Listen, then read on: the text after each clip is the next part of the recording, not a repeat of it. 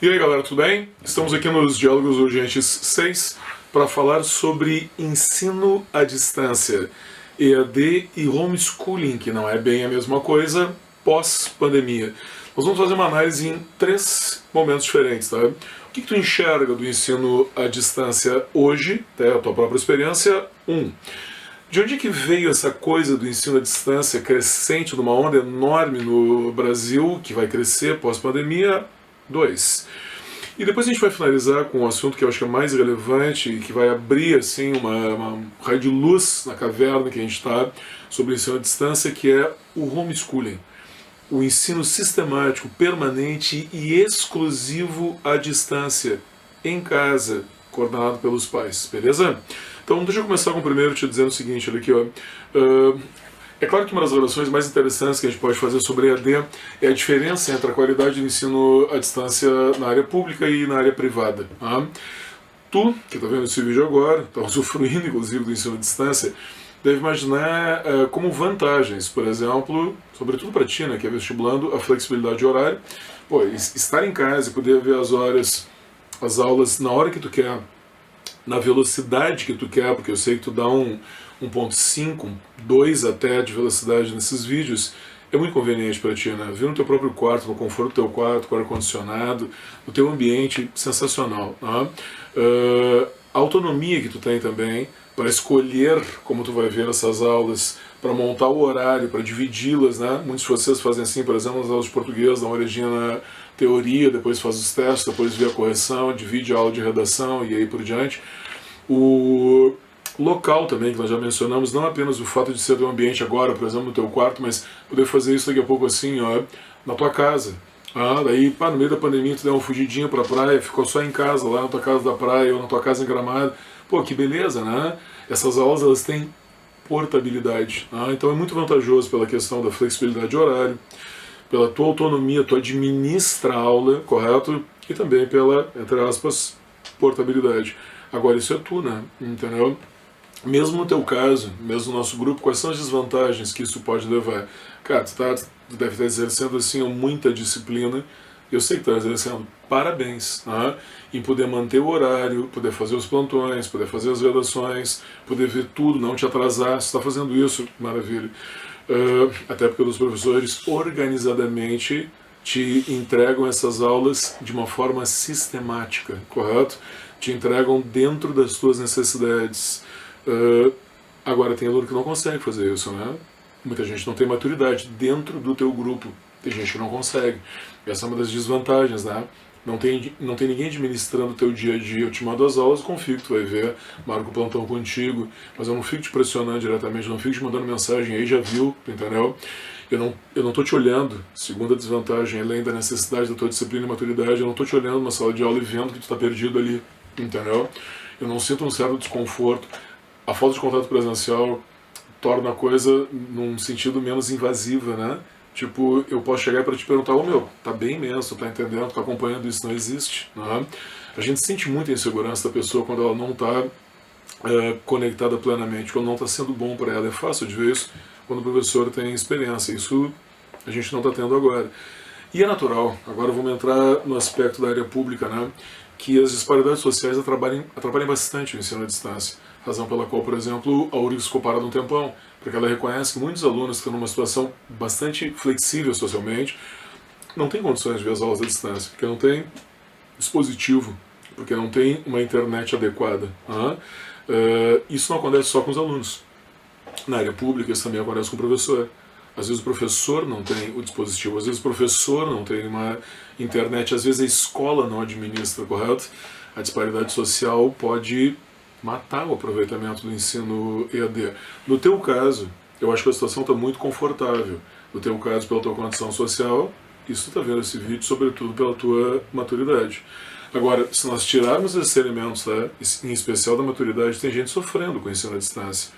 Tem gente sofrendo muito com a falta do contato presencial, que é muito pedagógico.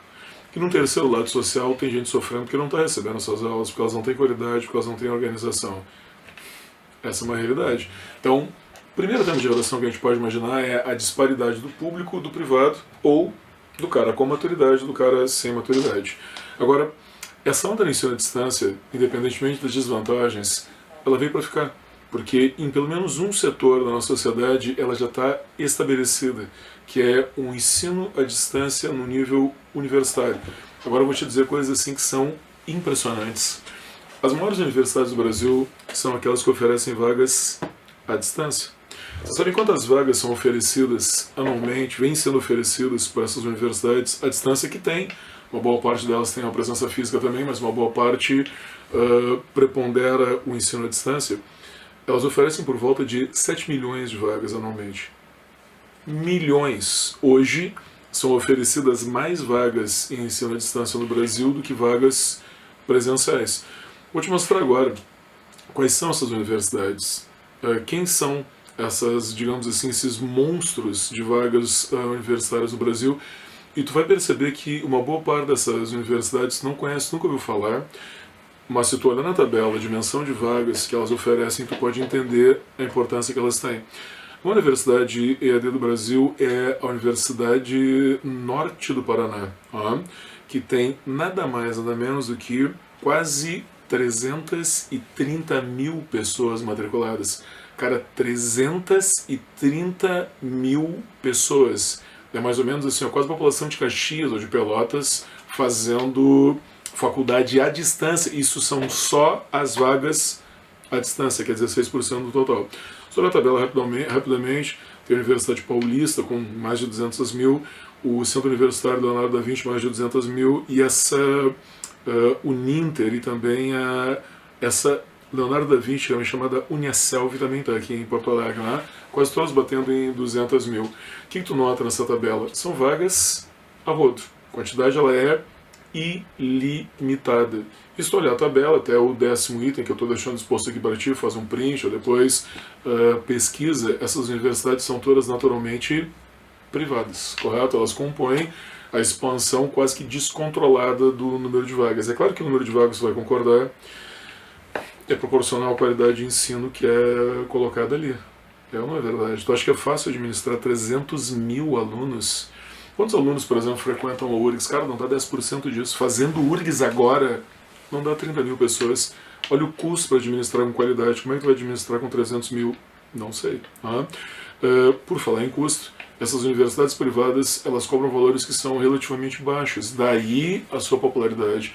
Cara, hoje tu pode fazer pedagogia pagando R$200 por mês. Qual é a presença que essas universidades te exigem? Eventualmente fazer uma prova quando elas não são feitas online. Qual é o controle que tu tem sobre o pessoal nesse caso? Zero. Aí eu queria usar um dado aqui na pedagogia. É um dos cursos mais vendidos por EAD no Brasil. Pedagogia é o curso em que a pessoa vai ensinar outras pessoas e ela não tem nenhuma prova presencial. Então tu pode estar formando um psicopata em pedagogia à distância ou não. Com muita facilidade, eu diria até uma certa probabilidade. Quem é que controla isso aí? Ninguém controla, correto? O custo é baixo, mas naturalmente é proporcional à qualidade de ensino que vai estar ali. Vocês conhecem a prova do ENAD, né? Tu vai fazer essa prova do ENAD quando estiver fazendo medicina, que é aquela prova que testa se o volume de conhecimento que tu absorveu é adequado para a realidade da tua preparação. No caso da pedagogia que eu mencionei, pode consultar depois da prova da ENAD, 70% das pessoas que fazem ensino à distância não têm o conteúdo necessário absorvido. Quer dizer, característica bem brasileira, né? O curso é ruim, tu paga pouco e tu também ganha pouco. Só que teu diploma vale a mesma coisa, né? Qualquer lugar onde tu vá procurar emprego como pedagogo, o diploma presencial da URGS e o diploma à distância dessa Universidade do Norte do Paraná, pelo governo, são exatamente iguais, né? Se tu já está pensando, se isso fosse uma redação do Enem, uma intervenção, tá? O governo tem que fiscalizar, né? Naturalmente. Deve lembrar que alguns anos atrás, ainda no governo Temer, tá? Surgiu uma proposta de fazer veterinária à distância. E o Conselho Federal de Medicina Veterinária disse que não daria o diploma. Disse que não à distância. Cara, como é que tu vai fazer veterinária à distância? Eu vou te dizer, acho que uma boa parte dos cursos não deveria fazer. Mas veterinária? Como é que tu vai fazer as aulas de anatomia com os animais? Tu vai usar o teu ursinho de pelúcia em casa? Isso é ridículo, tu permitir. É só uma máquina de fazer dinheiro. Tá? Nesse período também surgiu a possibilidade de fazer ensino à distância em escola primária. Cara, como é que criança vai fazer ensino à distância? Isso é uma perspectiva de redução de custos apenas, né? Mas naturalmente com o custo do aprendizado definitivo. Né? Terceiro ponto da nossa análise. Uma outra visão da EAD, do EAD, uma visão do homeschooling, que é um projeto, se não sabe, para saber a atenção, um projeto aprovado pelo governo no dia 20 de agosto desse ano, exatamente dia 20 de agosto de 2020, foi aprovado no Congresso a proposta de fazer o homeschooling, que é toda a escolaridade em casa. Não é exatamente o ensino à distância, mas é uma escolaridade em que os pais vão receber as instruções necessárias e repassá-la para os filhos. Tá? Essa modalidade, que é a modalidade comum, por exemplo, nos Estados Unidos, ela já, mesmo ilegalmente, já é praticada no Brasil por aproximadamente 10 mil famílias. 10 mil famílias antes da pandemia, está entendendo? Pessoas que já haviam assumido a escolarização dos seus filhos em casa. Não é uma conexão com a escola, tu entendeu? Nós temos uma modalidade de ensino em que a família escolhe livros, fornece o conhecimento, depois, teoricamente, a criança vai fazer uma prova e o governo vai aprovar ou não essa escolaridade. Na maior parte das vezes vai aprovar. Essa situação ela começou a ocorrer no Brasil, primeiro por uma questão de custo, porque daí tu não paga a escola, mas tu também não paga o que perifericamente a escola exige. Transporte, roupa, uniforme e outros materiais mais caros. Isso tem algum tipo de vantagem ou não? Bom, tá, tem a vantagem do custo, né? Dá uma certa autonomia para a família no quesito da educação. Mas também deve se preocupar com a viabilidade, né? Como é que pais, provavelmente com uma escolaridade também relativizada, vão ministrar essa escolaridade? Entendeu? Como é que os pais vão ter autonomia suficiente? E sobretudo, que é o principal, né? Como é que os pais, depois de formarem os filhos, vão recolocá-los na sociedade? Porque o destino dessas crianças muitas vezes vai ser fazer ENEM, fazer vestibular, fazer concurso público. Quem é que vai controlar se o conteúdo programático dessas crianças será o adequado para a realidade onde socialmente elas vão ter que se reinserir? Bom, o governo vai ter que fazer provas e provas, administrar essa situação, para que depois de 11 anos de escolaridade, ou 12 agora, com o 9º ano, a criança esteja adequada, correto? Um detalhe importante também que tu deve te preocupar e a questão social, né? A criança vai estudar exclusivamente em casa, ela não vai para a escola. Troço meio estranho isso, né? E o mais estranho, na realidade, é que a principal demanda hoje pelo homeschooling, fazer toda a escolaridade em casa com a administração dos pais, não é mais o custo, mas sim uma demanda de caráter religiosa. Qual é a demanda religiosa? Há muitas populações desses 64 milhões de religiosos evangélicos que hoje o Brasil tem, que não admitem escola laica, que exigem que a escola dê a formação religiosa. Não é mais suficiente tu levar o teu filho para uma escola pública e a igreja daí dar os valores humanos. Não, eles exigem que o prisma da educação seja a questão religiosa. Essas comunidades aí facilmente já devem ter saltado daqueles 10 mil para muito mais, vão abarcar essa ideia, né?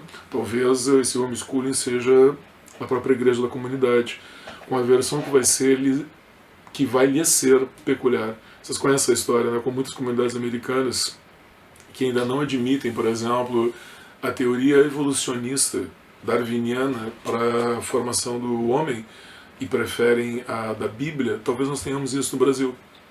Esse é um dado interessante, né?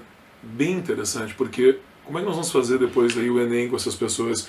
Porque não tem como. Essas 64 milhões de pessoas evangélicas, elas vão chegar no nosso contexto. Elas vão chegar nas universidades. E como é que nós vamos fazer daí? Como é que nós vamos fazer nas aulas de ciência da natureza?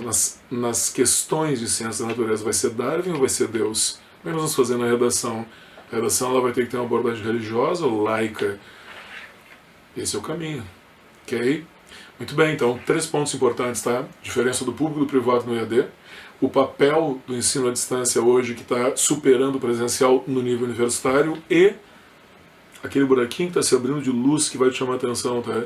Será possível que a gente possa educar crianças exclusivamente em casa no Brasil? Ficam os temas de redação aí, até o próximo.